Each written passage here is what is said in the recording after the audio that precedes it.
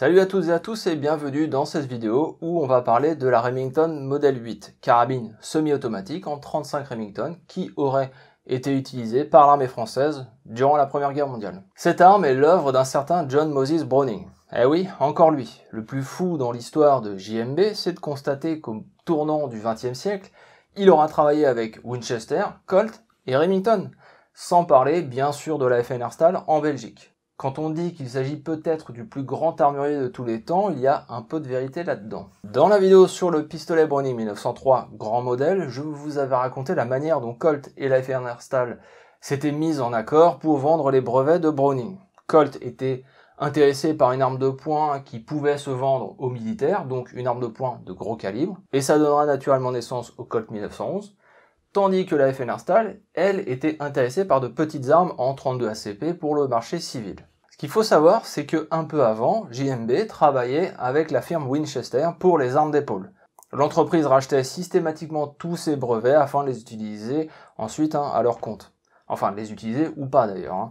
C'est comme ça que fut mise sur le marché la Winchester 1886 avec son renforcement du mécanisme permettant enfin à Winchester de proposer le 45-70 sur une carabine à levier, ce qu'ils essayaient de faire sans succès depuis l'adoption du trapdoor en 1873, et qui fut pour Winchester un véritable best-seller.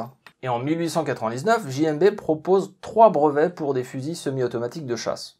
Thomas Bennett, le président de Winchester, refusa de lancer en production ce type d'arme, car il pensait que ce serait en inadéquation avec le marché de l'époque. Aucun problème, Browning continue à travailler son idée, cette fois-ci pour un fusil de chasse semi-automatique.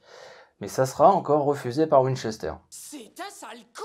Entre-temps, sur les années 1899 et 1900, Browning travaillait donc avec la FN Herstal pour le pistolet Browning 1900 et Colt pour le modèle 1900 en 38 auto.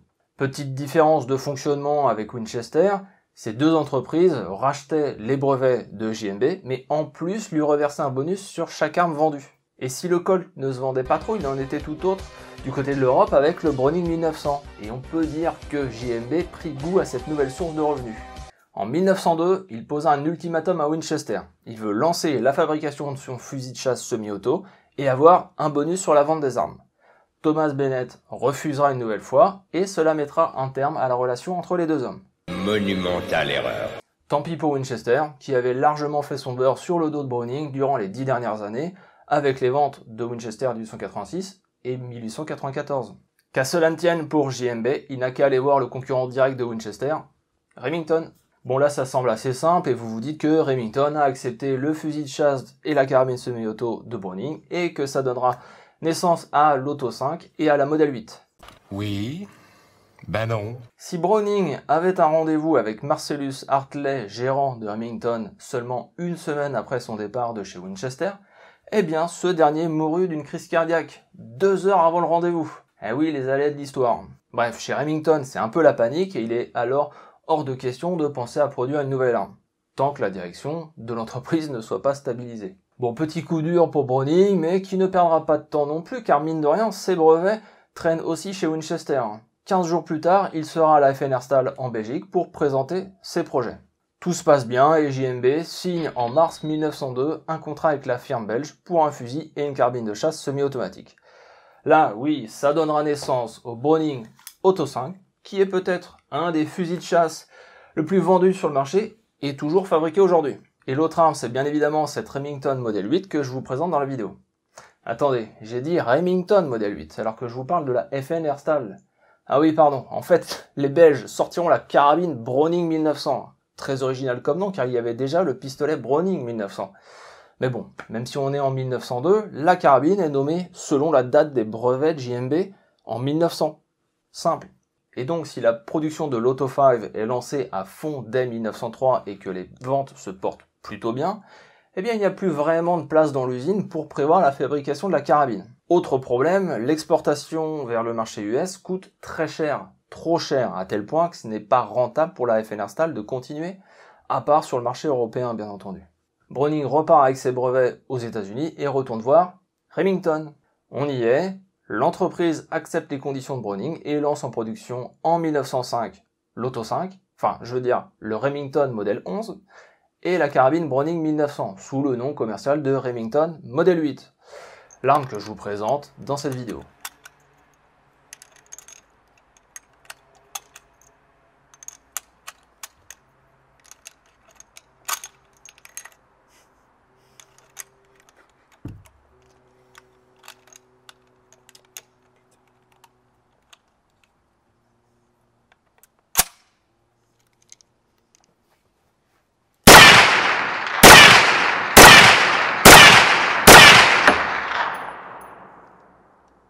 Entre l'arme belge et américaine, quelques différences notables, mais les deux armes fonctionnent de la même manière par recul du canon en chambrant la même cartouche, le 35 Remington.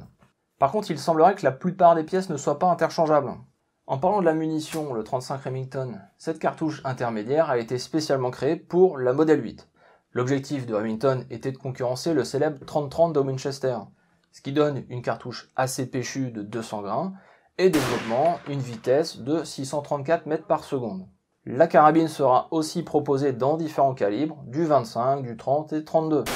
Mais le calibre qui nous intéresse ici, c'est le 35. Alors oui, le calibre a bien été inventé par Remington, même si la FNR Stahl avait déjà les droits pour la fabrication de l'arme, mais la Model 8 sort en 1906 chez Remington, tandis qu'à la FNR Stahl, elle ne sortira qu'en 1910.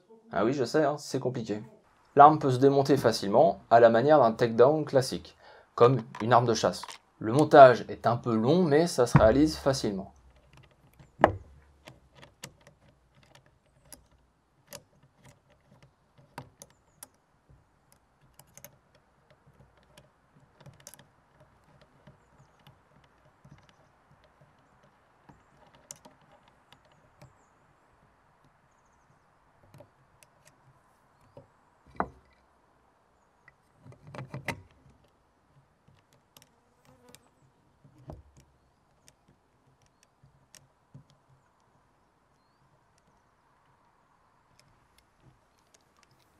Normalement, il y a des clips de 5 cartouches, mais ils sont soit introuvables, soit horriblement chers. On peut parfaitement charger l'arme cartouche par cartouche. J'avoue avoir eu un peu de mal à mettre la 5e cartouche, mais c'est un coup à prendre.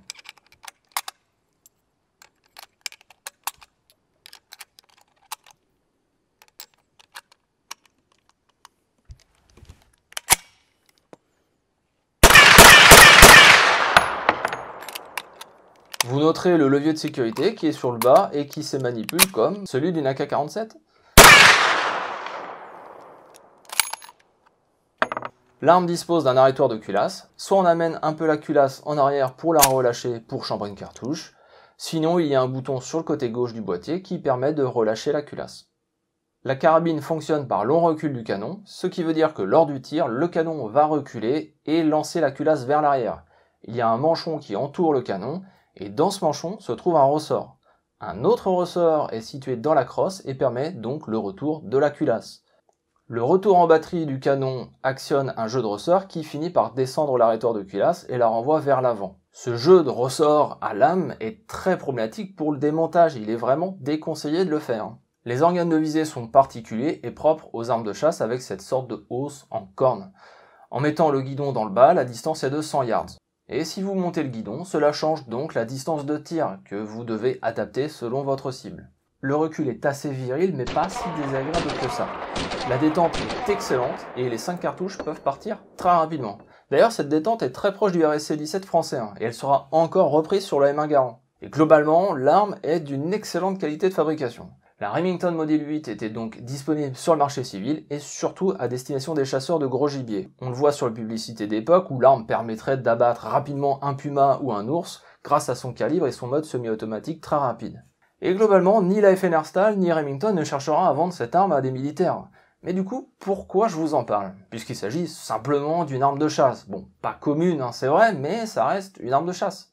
Eh bien, il semblerait que l'armée française les ait utilisées durant la Première Guerre mondiale dans l'aviation. Que ce soit dans des ballons d'observation ou directement dans le cockpit d'un avion, oui, des fusils et carabines semi-automatiques ont bien été utilisés durant la Première Guerre mondiale. Ce qu'il faut bien comprendre, c'est qu'en 1914, l'aviation est un concept récent, et au départ, les avions ne sont même pas armés. Ça va venir rapidement, bien sûr, mais pas au point de pouvoir y installer une mitrailleuse, comme la culture populaire le laisse entendre. Non, une mitrailleuse c'est très lourd, difficile à installer sur un avion, et ça ne sera réellement mis en place à grande échelle qu'à partir de 1917.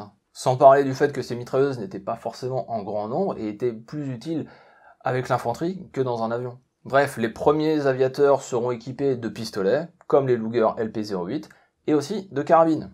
La première victoire aérienne reviendrait à un Français qui aurait abattu un aviateur allemand avec une carabine Berthier 1890. Oui, une simple carabine à répétition manuelle de 3 coups seulement.